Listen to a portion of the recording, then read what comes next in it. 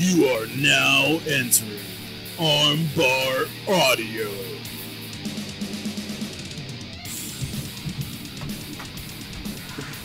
Hello, and welcome to Armbar Audio. I'm your host, Tim Farley, and next to me is my trusted companion, John Kearns. What's up, everybody? We got a lot to talk about today, so let's get into some news.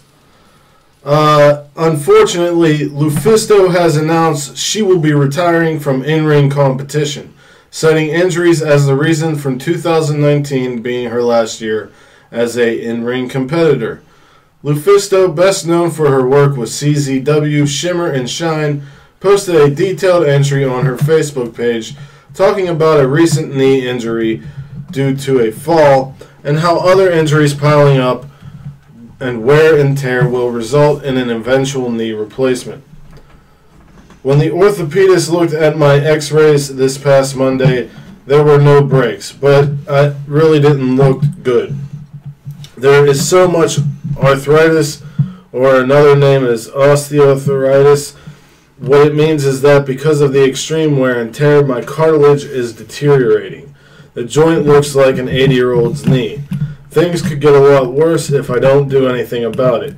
One thing is for sure, though, I will need a full knee replacement before I'm 50, way sooner if I keep going the way I do. It could also affect my ability to walk and perform regular day-to-day activities. She also noted that there is no set date for her retirement, but she has started to cancel bookings and will wind things down sometime this year. Therefore, because my body tells me that I can't go on, because my soul is filled with darkness, because my heart is so heavy that there is no more beauty in anything, I have decided that 2019 would be the last year of Lufisto. I have canceled many bookings already and might cancel more. There are a few places I would love to wrestle at least one more time, opponents that are special to me that I want to share the squared circle with one last time. I've already started to sell my gear, so if there is anything any one of you would like to get as a souvenir, please let me know. I haven't decided when and where it'll all end or against whom. That is something I shall work on in the next few weeks.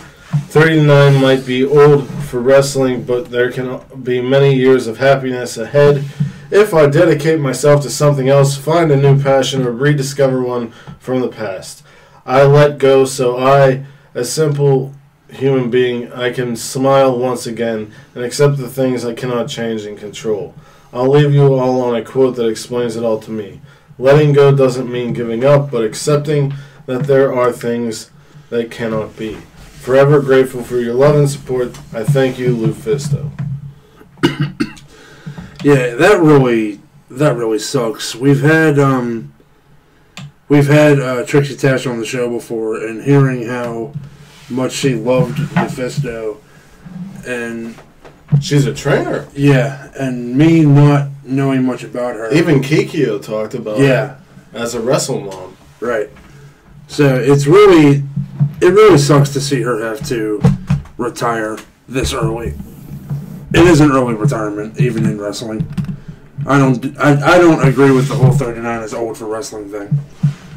Yeah. I mean, look at guys like Jericho. Look at even Triple H still gets in there from time to time. Like, it's not that old. True. Lisa Marie Varon is still wrestling. But Lufisto is crazy. Yeah. You know, Lufisto's wrestled a hardcore style of wrestling. And yeah, that's probably more... This is going crazy. There's so much wires. John has wires. Yep. But yeah, that's probably more what is causing the early retirement, is the style she wrestles, not so much just the fact that she's still wrestling. Yeah. So, another piece of news comes from the AEW camp. Episode 5 of The Road to Double or Nothing was posted, and it features Chris Jericho looking for a thank you for the tickets sale success of AEW Double or Nothing while naming himself it's awesome. a bridge to newer talent. In addition, Brandy Rhodes revealed that Double or Nothing will be the first inclusive event in wrestling. Rhodes goes into detail for what sensory inclusive means and how it will help everyone enjoy the event. For those unaware, sensory inclusive events are for people that have trouble processing sensory information at large events, which would include people with autism, post-traumatic stress disorder, and strong anxiety symptoms. In addition to a package containing noise-canceling headphones and other tools for sensory-sensitive individuals, Culture City will actually be on hand to train the AEW staff at the MGM Grand Garden Arena so that they are fully prepared to take care of all kinds of fans who want to attend and enjoy this historic event. Finally, Brandy Rhodes announced that All Elite Wrestling is signing Bea Priestley. Bea Priestley is a female wrestler out of either Australia or the United Kingdom. She lived... I think she's British. She's British and then moved to Australia. Yeah. And she is the Mrs. to Mr. Will Ospreay. I think this is a fantastic get. I really think it's awesome that All Elite Wrestling is, for someone who has major anxiety issues like myself, I think that it's a beautiful thing that they're taking into consideration all people and how to help them enjoy the event. Definitely. I think that the more and more we hear about All Elite Wrestling, the more progressive wrestling is going to become. Yeah, and I've seen at NXT shows and recently on Raw and SmackDown the noise canceling headphones from this company. What is it called? Culture City. And I think that it's really cool that they're actually teaming with Culture City for the entire event. Yeah. So the last bit of news before we get into the reviews is NXT UK signs 5 new superstars. 5 new superstars from throughout Europe. Ilya Rukover, known as Ilya Dragunov of WXW fame, Kaylee Ray, Jazzy Gabbert, a.k.a. Alpha Female, Oliver Sauter, and Jay Melrose have joined the NXT UK roster. The group will join other NXT UK superstars in training at WWE's United Kingdom Performance Center in North London. The 25-year-old Rukover, who has competed around the world under the ring name Ilya Dragunov, was born in Russia and raised in Germany, where his career in sports entertainment took root. Often described as Unbesiegbar, in the German word for invincible, Rukover is feared for his unbridled intensity inside the ring. He turned heads at a WWE tryout in Cologne last November. Ray and Gabbert, both of whom have competed in the inaugural Mae Young Classic in 2017, were introduced as incoming NXT UK competitors while they were sitting ringside at TakeOver Blackpool in January. Hailing from Glasgow, Scotland, the 5'8" Ray has racked up numerous championship reigns over her 10-year career, including 3 stints as Insane Championship Wrestling Women's title holder.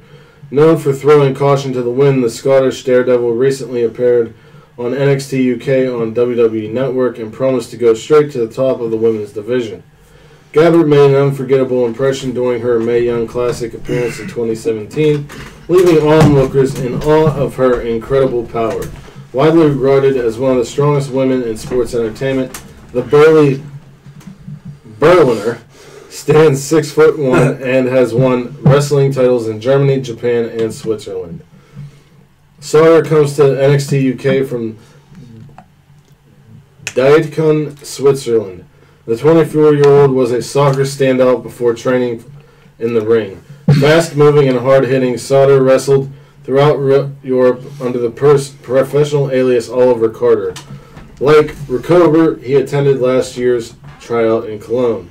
NXT UK fans, meanwhile, have already grown familiar with Primate J. Melrose, the ape mask-wearing superstar who debuted on the brand in December. Hailing from Newcastle, England, the 220-pound Melrose served in the British Army for 6 years, including as a member of the British Household Cavalry, which provides direct protection for the royal family at Buckingham Palace. We also found out that Viper has signed, a.k.a. Piper Niven, has signed to NXT UK as well. I'm pretty stoked. Oh, definitely. If you're like me and you followed What Culture Pro Wrestling, which became Defiant, you know Viper and you know Jay Melrose. Jay Melrose is Primate of What Culture and Defiant fame. He's awesome.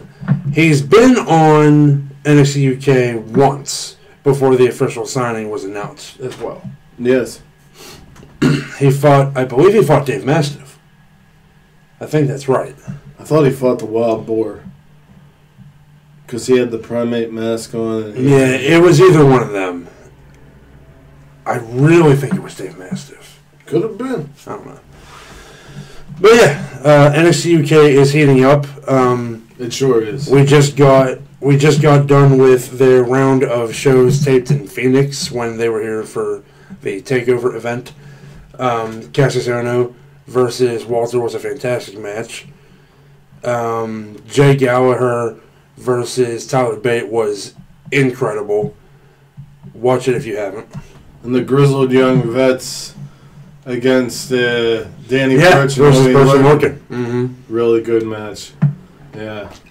So, a lot has happened on the main roster and will continue to happen until WrestleMania. So, we are going to talk about Raw and SmackDown. And then we're going to get into some New Japan information. Absolutely. So, John, you take it away with the Raw. So, Monday Night Raw started off with the ultimate feel-good moment. Roman Reigns has returned to Monday Night Raw. The big dog is back, and he announced that his cancer is in remission. Yes. To a round of applause, and much to the chagrin of Twitter. You know what? I'm going to say... I don't even know if we want to get into this. Well, I'm going to say it. But you said you felt like ranting today. Yep. Everything Roman Reigns has said, even on Good Morning America, he said he was surrounded by guardian angels as the crowd applauded him. He said in his speech that people came up to him who didn't even like him, who weren't even fans of him, who cared about him. If you bastardize cancer, any form of it, fuck off and don't watch my show. You think Roman Reigns didn't have cancer? Suck a banana. Okay. If you do think he had cancer... I'm just saying, like, don't get us demonetized before we're even monetized. If you do think he had cancer and you don't care, that's one thing. If you don't care at all, that's another thing. But if you're going to go on the internet and troll and talk about how Vince McMahon... They faked it, yeah. Faked it and everything like that, look at how thin he was. Look at how pale he was. Oh, they have good makeup. I don't care. Yeah, I will not believe that they faked it. Yeah. And if you believe that, I mean, brother, I got a bridge in Arizona. I got a bridge in the desert I could sell you. You know what I'm saying? Yep. I mean, did anybody else notice how slow motion he looked hitting that spear on Drew McIntyre? Yes, I saw a lot of people talk about it on Twitter. Mm-hmm. Now, back to Raw. That was fantastic, by the way, because I've been reading tweets and wanting to blow my fucking head off for all week leading up to this. Well, don't do that. No, I'm not gonna. I need your head. I'm not gonna. But I need at least your head. You know what I mean? People piss me off, and I know that there's a lot of negative connotation to wrestling fans calling each other marks. But anybody that says they're faking cancer is a fucking mark. Well, here's another thing. When it comes down to it, at the end of the day, we're all marks. We are. Who cares? It's just some of us are douchey marks, and some of us are good fans, I guess. I don't know. I'm not trying to say anybody's like wrong or anything, but I am. But if there are people that truly believe they are faking cancer, you're wrong and you're an asshole. So moving on to our first match of the night, but the point of the story is that Roman Reigns being back on Monday Night Raw is a very good thing, and I hope that either he or Matt Riddle or Seth Rollins or whoever it is destroys Brock Lesnar. Well, it's Seth Rollins for now. Yeah. But man, one of these days it could be Matt Riddle. It doesn't even have to be for the title. Nah, man, just let him beat his ass. So the first match of the night, we had Ricochet and Aleister Black representing NXT, hell yeah, against the Revival, who I guess are also representing NXT. Aleister Black pinned Scott Dawson after the Black Mass. So, I know. Are the Revival actually leaving? Are they trying to make the Revival look like chumps because they're leaving? What the fuck? Yeah. I don't know. Here's the thing. They asked for the release.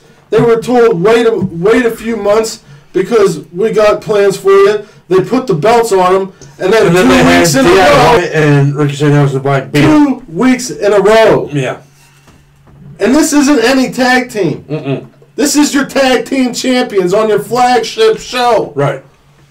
Now, you know I love Black and Ricochet. Yeah, this isn't their fault. I love all this. This isn't their fault. But why? Why are you burying...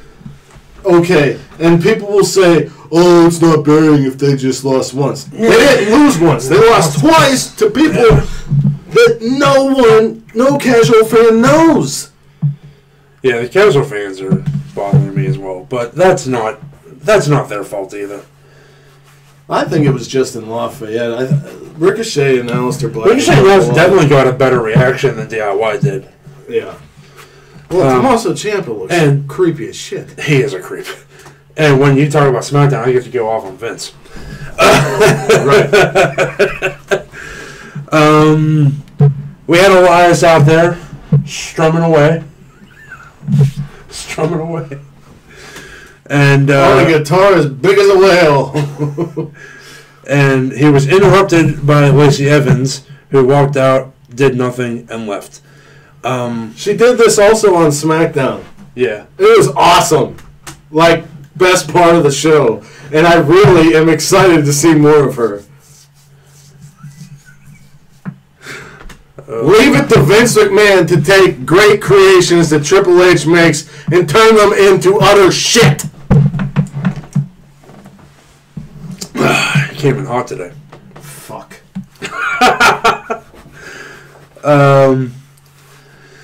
Elias was then interrupted by Dean Ambrose, who said he was feeling positive and wanted a no disqualification match, or no disqualification rematch with Drew McIntyre. Ambrose made a series of song requests, then requested Dirty Deeds. Elias tried to hit him with his guitar, but Ambrose ducked it and dropped Elias with the Dirty Deeds. It was Ric Flair's birthday on Monday, and Snoop Dogg, Maria Menounos from Extra, and Stone Cold Steve Austin sent in some birthday wishes for the Nature Boy. We had a tag team match between Ronda Rousey and Natalya versus Ruby Riott and Sarah Logan representing the Riott Squad, which ended when Becky Lynch showed up in the crowd and tried to fight Rousey. Lynch got a couple hits on Rousey with the crutch, but was arrested and carried out of the arena by local police enforcements.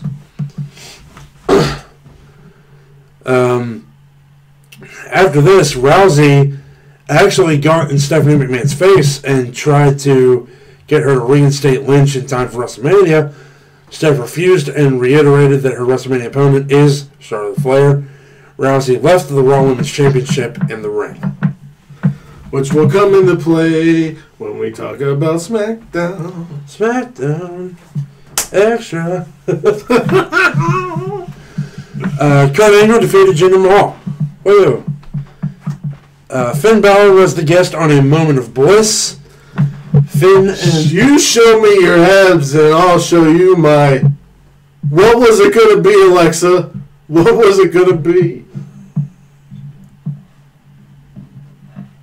I just don't know what's happening here today.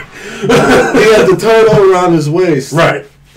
And she told him to show her his abs. Yeah. And she said, if you show me your abs, I'll show you my... And then... It's fucking... Leo Rush and Bobby Lashley came out. So Finn and Alexa briefly flirted, like Tim said, before they were interrupted by Leo Rush. Rush was trying to get another title shot for Lashley, but ended up with one for himself. This led directly into the next match, which was Finn versus Rush for the IC title. Finn won with the coup de grace. Much better match than anything I've seen of Lashley do. Yeah, I mean, Finn and Leo Rush are really good in the ring together. I'd say so. Yeah. But Bobby Lashley and Braun Strowman were supposed to have a match, but Lashley attacked it before the bell. Strowman regrouped and ran through Lashley and Leo Rush. No match actually happened. Dean Ambrose gets his wish. We had the no disqualification rematch between himself and Drew McIntyre. Elias hit Ambrose with a chair, allowing McIntyre to hit the Claymore and win the match. After the match, Elias, Bobby Lashley, and Baron Corbin beat down Ambrose until Rollins and Roman came in and made the save. For a guy that just went into cancer remission, Roman did look very good. Some of the moves he tried to hit didn't look as good as they used to, but the Superman punch still looks fantastic. And the crowd did every ooh, ah, and all that stuff with him. And I can say I'm very proud of how mature this crowd was. Yes. Bayley defeated Nia Jax after a distraction from Sasha Banks. Bayley was able to hit a top rope elbow and pin Jax. Triple H and Stephanie McMahon attempted to host a 70th birthday party for Ric Flair, featuring a custom-made old-school WCW World Heavyweight Championship belt, the big gold belt. Special guests included Shawn Michaels, Ricky the Dragon Steamboat, Kurt Angle, and Sting. Flair did not show up when his music was cued. Ooh, what happened? He was being attacked in the locker room by none other than the Animal Batista. Batista has returned to Monday Night Raw, and Batista asked Triple H if he has his attention now. Triple H... yeah, and then he screamed at the camera. Triple H ran to the back to help Flair, and I guarantee it, we're getting Batista and Triple H at WrestleMania. Of course. I said that ever since they did the Evolution Revolution. The Evolution Revolution. The Evolution Revolution, baby. Oh, man. But yeah, man, if that's the match we're getting at Mania to fill the hole that Undertaker has left behind, because he is...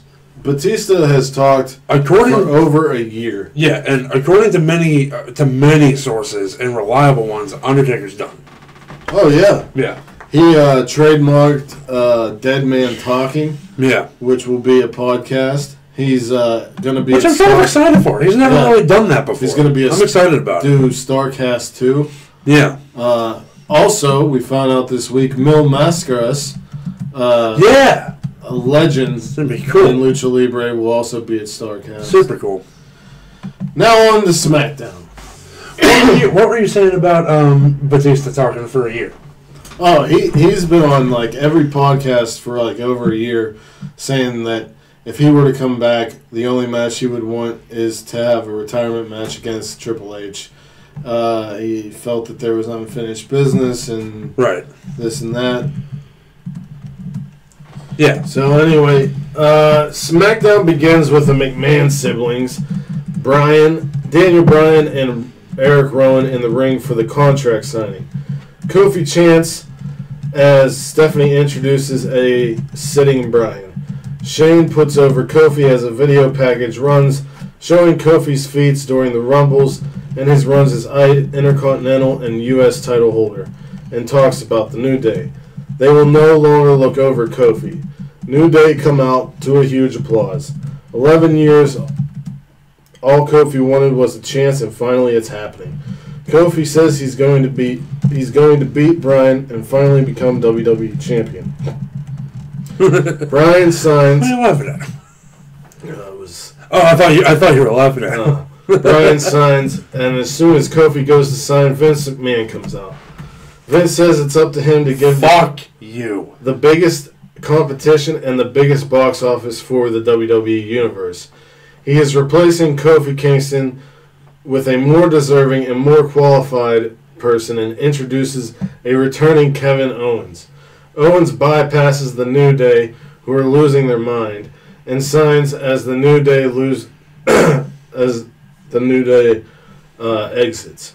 Owens wants to team with Kofi to take on Bryan and Rowan. Owens looked great. He looks like he lost a lot of weight, and I believe that this is a ploy to build Kofi for WrestleMania. Don't give them Kofi. I hope it is. Don't give them Kofi and Daniel Bryan right away. If they're going to change the title, change it at Mania.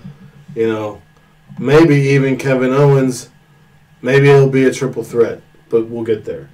The first match of the night, I'm calling this episode of SmackDown the tag team show because there was like 3 or 4 tag team matches. And good ones, unlike Raw. The Bar versus the Hardy Boys. Mm-hmm. The Hardy Boys hit many tandem moves that ended with Jeff jumping off Matt. Wait to casually announce that Matt Hardy came back.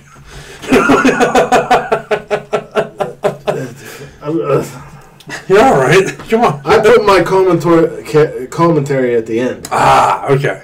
The Hardy Boys hit many tandem moves that ends with Jeff jumping off Matt to the bar on the outside.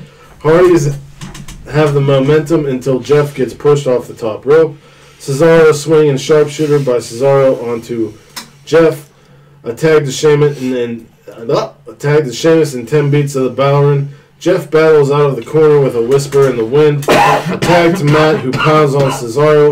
The side effect gets a 2. Twist of fate from Jeff to Sheamus. Twist of fate from Matt to Cesaro. Hits the tag, Swanton Bomb, and the Hardys win. This was a good match. Jeff taking a beating to tag a newly returned Matt for the hot tag was a good choice. Matt looks like he's in one of the best shapes of his life.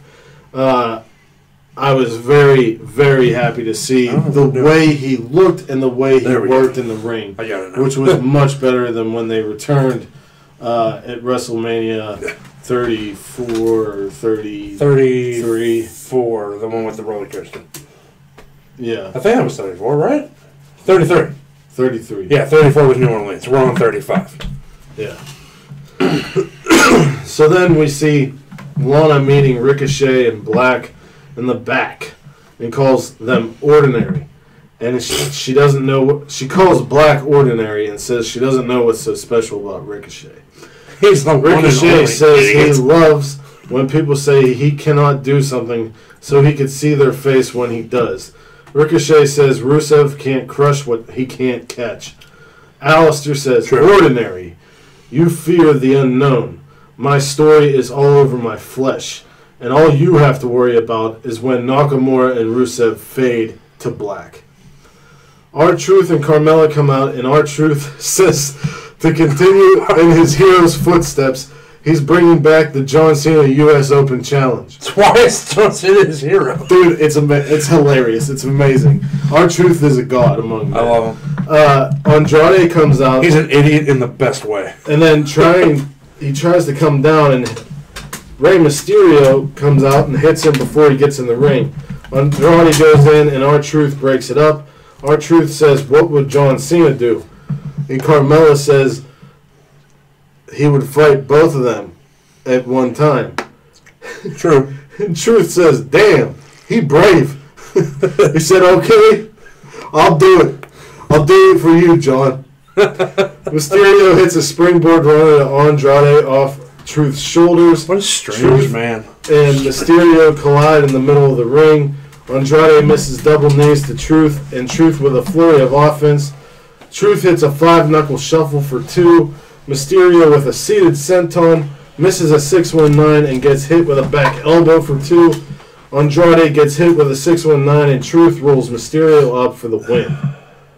I feel that Truth is hilarious and a future Hall of Famer. I would have liked to have seen Andrade win and have a feud over the title with Mysterio, as they work very well together and could bring more eyes to the U.S. title, make it more prestigious.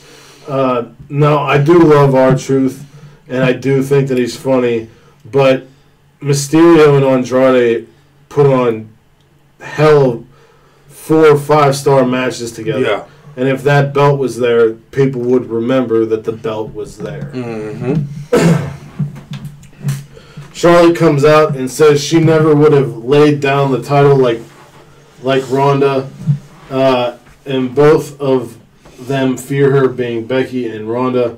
Charlotte fears nothing. Charlotte announces that she will be at Raw to be crowned the new champion, as she showed a video package from back in November that Ronda Rousey said, when you can't be a champion anymore, you lay it down, or something like that, something to that effect.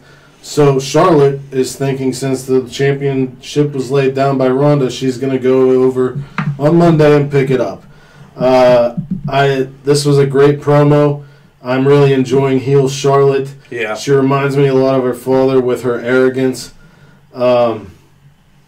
We then get Aleister Black and Ricochet versus Shinsuke Nakamura and Rusev.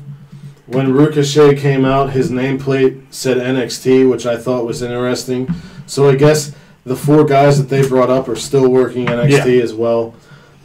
This match was full of action. That's been pretty much confirmed. Well, thanks for telling me, you're a fucking host. No, it's alright. I thought you knew it already. That's what I was saying. I expect you to know everything because you're the research extraordinaire. That's true. Thank you. This match was full of action. The match started with Nakamura and Black dodging strikes and taunting each other. Rusev caught Ricochet from a flying crossbody into a closed gate slam. Nakamura goes for a Kinshasa, but Black jumps up and hits the Black Mass for the win. I think Nakamura versus Black is definitely a match we need to see in the future. Definitely. Nakamura and Rusev are an odd pairing, but they gel really well together, and they controlled most of the match. Rusev kept calling his opposition rookies, which I found funny. We get an AJ Styles interview backstage where he says he's going to pick himself up and prove again that this is the house that AJ Styles built. Orton shows up and says, "You did what?" He's moving into Cena promo territory. Yeah. Looks like a feud is in the future for these two. Lacey Evans comes out shortly for no reason. Real odd way to build her up. I don't get it. So we get to the... That's one of my favorite girls from NXT, and Vince is starting to piss me off at that. Right. So then we get Kofi Kingston and Kevin Owens versus Daniel Bryan and Eric Rowan. Kofi comes out and seems pretty down, but the New Day cheer him up to get him down the ringside. Rowan body slams Kingston. Kingston tries to fire up, but Rowan avalanches him. Kingston tags in Owens. Rowan drop kicks Owens. Bryan tags in and runs into a back elbow from Owens. Owen dives over the top onto Bryan. After the break, Kingston is getting pounded on by Rowan. Bryan and Rowan take turns beating down Kingston. Kingston flips out of a back suplex. Kingston rolls up Bryan, but Bryan reverses it into the label lock. Kingston gets his foot on the rope. Bryan drop kicks Kingston into the corner over and over again. Bryan goes to the well one too many times.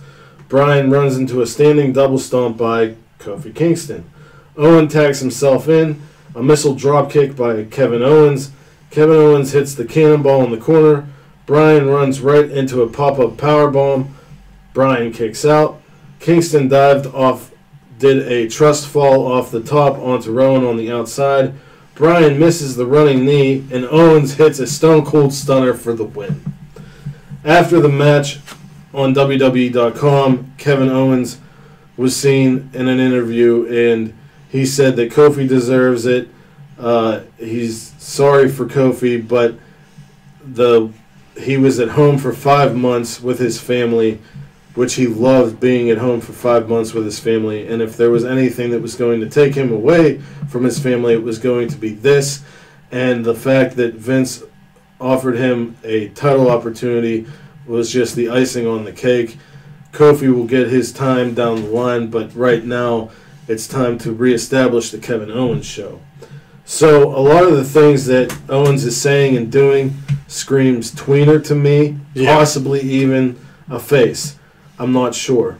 So my review for SmackDown: on a night full of tag matches, I was most intrigued by the end.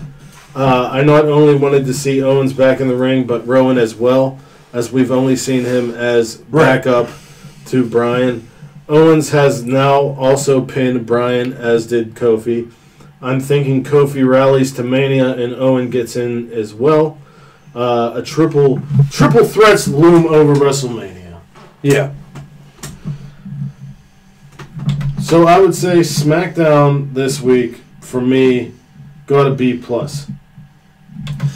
I think Raw, I mean, I'm tempted to give Raw the A just because of the Roman Reigns thing. But you can't really judge a whole show on that.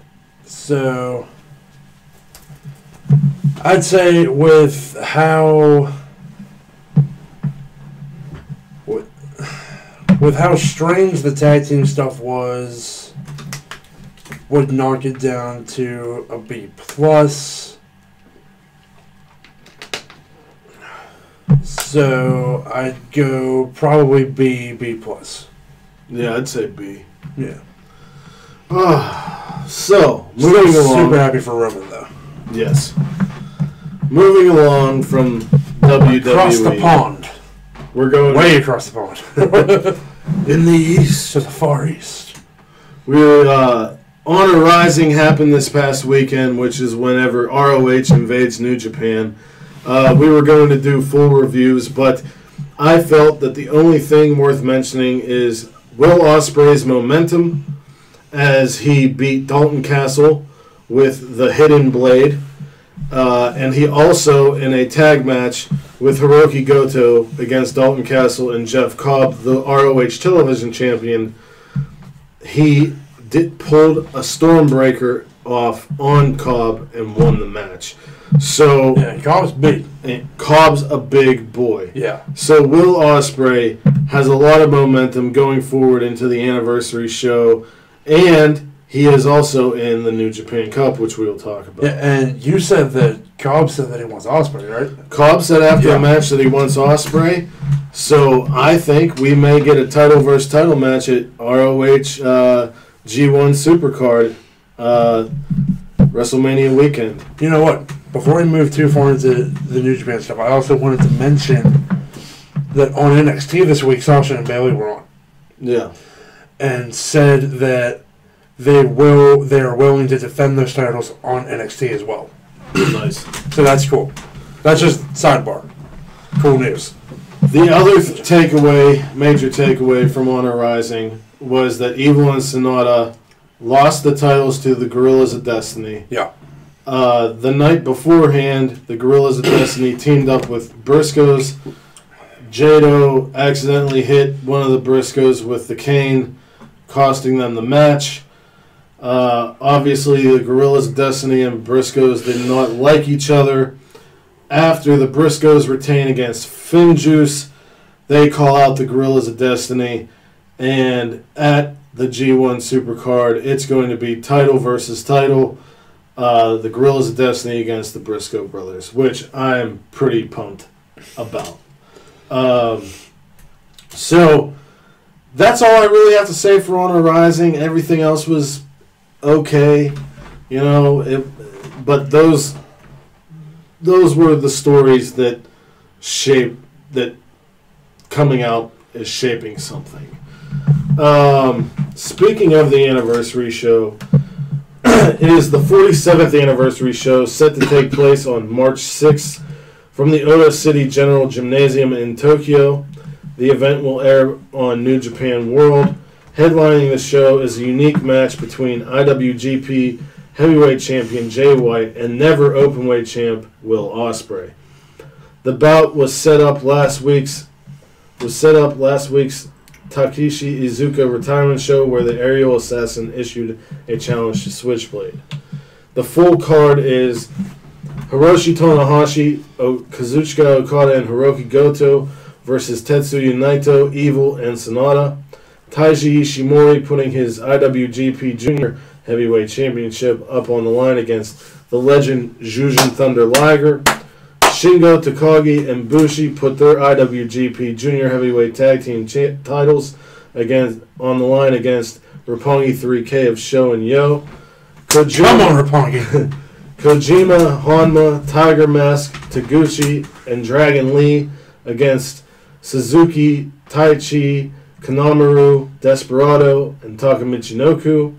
Yuji Nagata and Toa Hanare versus Tomohiro Ishii and Yoshihashi. Togi Makabe, Toru Yano, Ayato Yoshido, Shoto Umino, and Ren Narita against Bad Luck Fale, Tama Tonga, Tonga Loa, Chase Owens, and Hikuleo. Now, 2 days after the anniversary show, begins the New Japan Cup.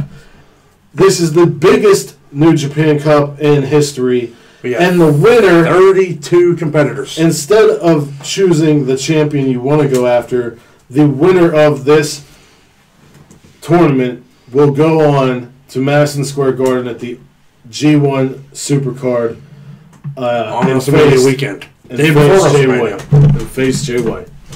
So, the first round, we see Yuji Nagata against Ishii, Honma versus Taichi,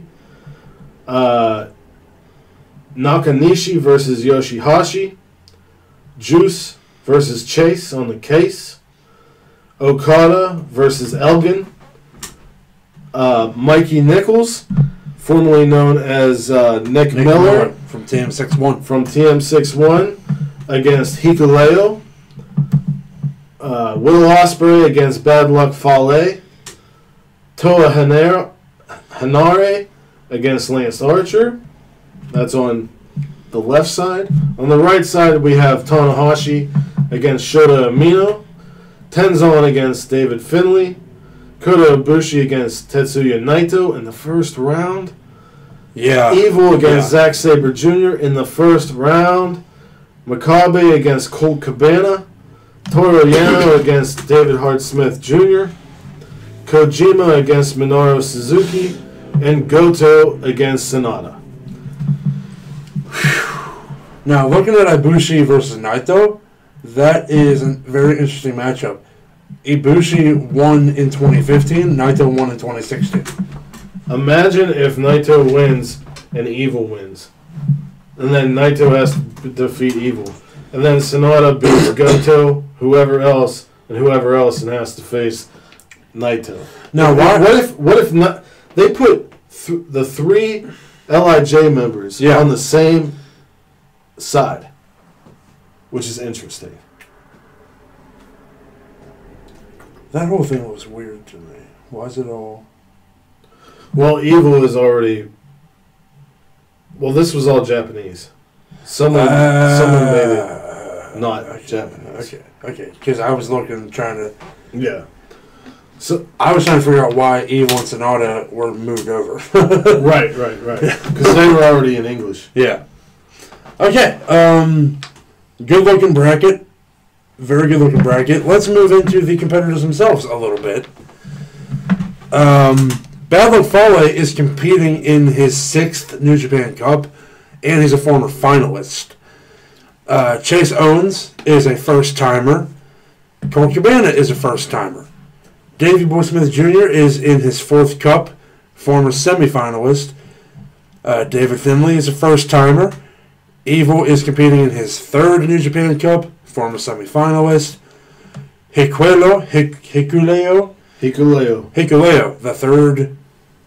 the third son of Haku. And Blood.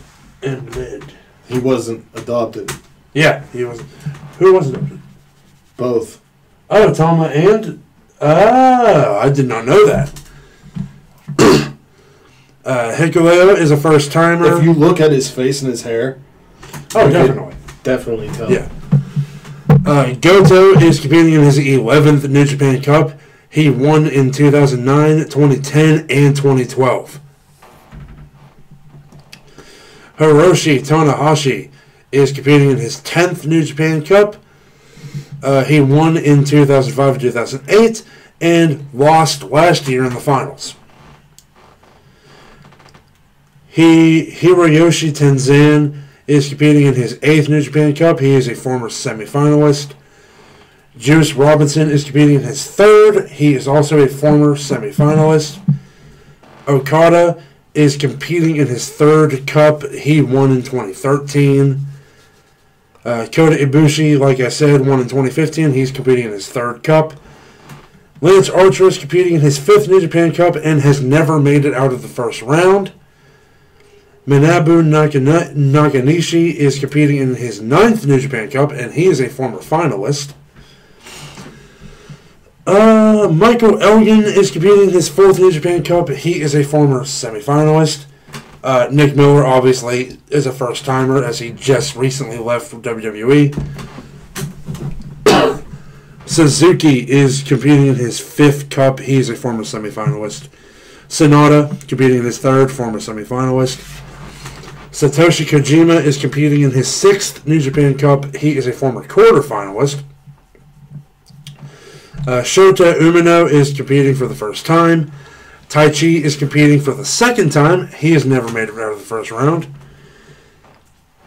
Tetsuya Naito is competing in his 8th Cup. He won in 2016. Toa Hanare is a first-timer. Togi Makabe is competing in his 12th New Japan Cup. He is a former finalist.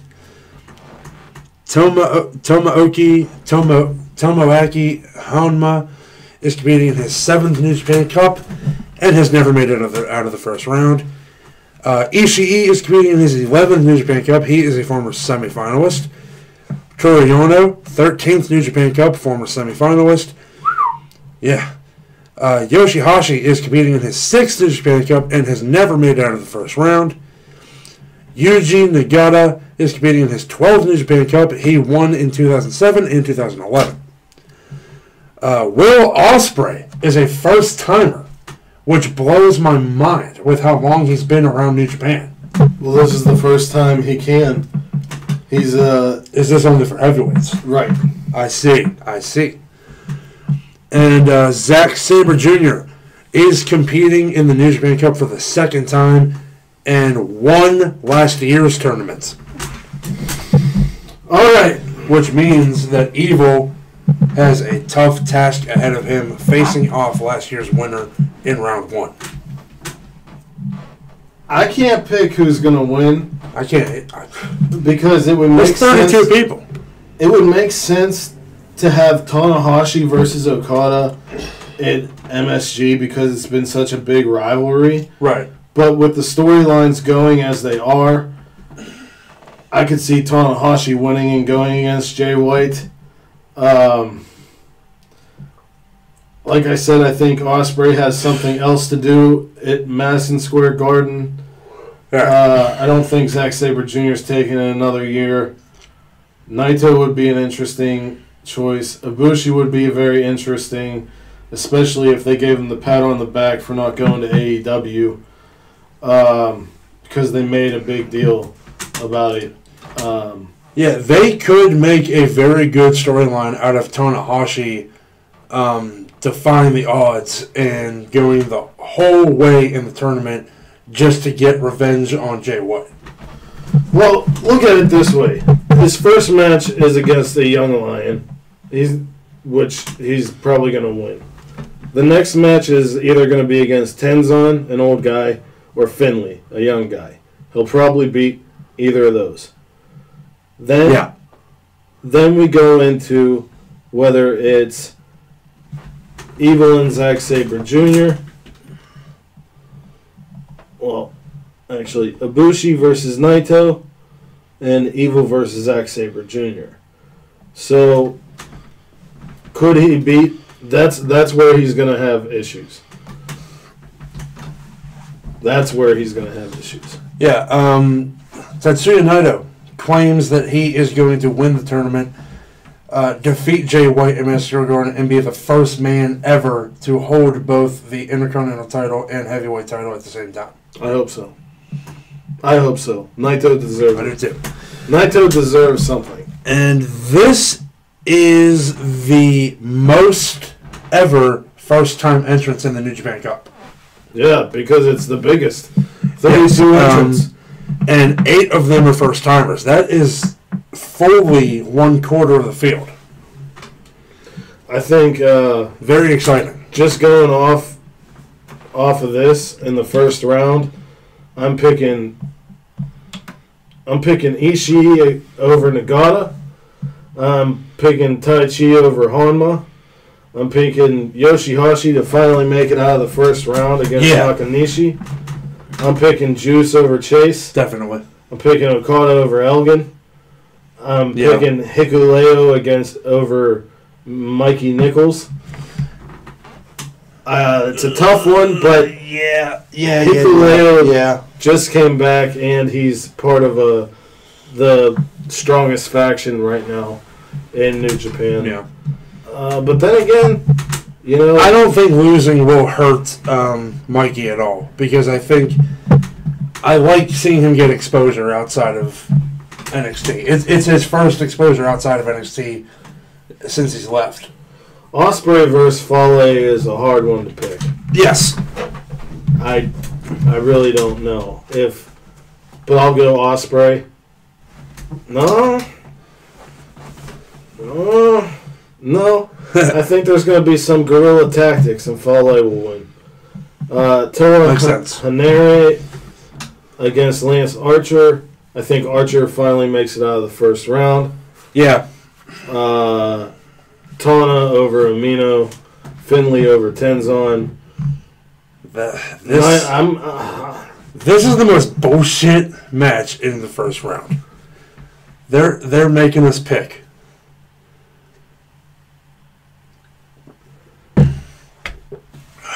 I can't believe that's a first round match. During Honor Rising, it seemed like Matt Taven and Naito had a lot of heat against each other. They were pit against each other a couple of times. So, if Matt Taven defeats Jay Lethal at their anniversary show, what if Naito goes for the ROH World Championship? He could. I'm taking Ibushi. I will take Naito. Evil versus Zack Sabre Jr. Another hard one. All of the hard matches are on this side. Until you get down to the wire here. Evil versus Zack Sabre Jr. Zack Sabre did win last year. And that's why I go Evil. It's going to be an upset. Makabe versus Cabana. Especially because Evil and Sonata just lost the tag titles. Give them something. I'm going Cabana. I'm going Makabe I'm going to go Cabana. Toru Yano against Davey Boy Smith. I'm going with Smith. See, there's the thing. I'm going with Suzuki in this one of the funny guys. If Cabana wins, then Smith wins. Yeah. But if Makabe wins, Yano wins. Because it's going to be funny guy versus serious guy. But, oh my god. Do I want to see Yano versus Cabana? Maybe we will. Kojima versus Minoru Suzuki. I'm taking Suzuki. Goto versus Sonata. Sorry, Goto. I know you won the cup the most, but I'm taking Sonata. Oh my god. What if we end up having Sonata versus Evil? Could that cause a rift in LIJ, or will they understand the spirit of the competition? They'll understand the spirit of the competition. I agree. Evil versus Sonata in the semifinal. Yeah, Jesus. yeah. I think it's going to be Tanahashi. Against Sonata. It'll probably end up being, yeah. Tanahashi against Sonata, and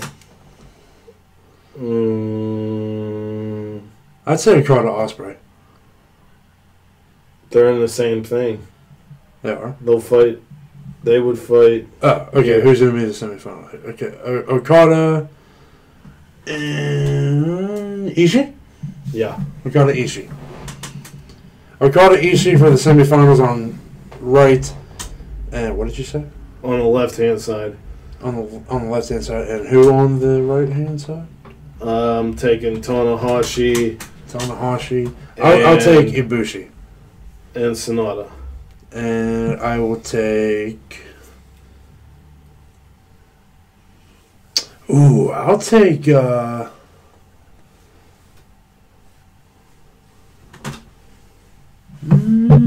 Ibushi versus... I'll take Sonata. You're right. Yeah. Ibushi Sonata would be a good semifinal. Oh, it would be amazing. Who do you think the final's going to be? I'm definitely saying Tana Okada for the final. Yeah. Yeah. But yeah, so New Japan Cup is going to be amazing. When does it start? It starts March 8th, right? New Japan Cup?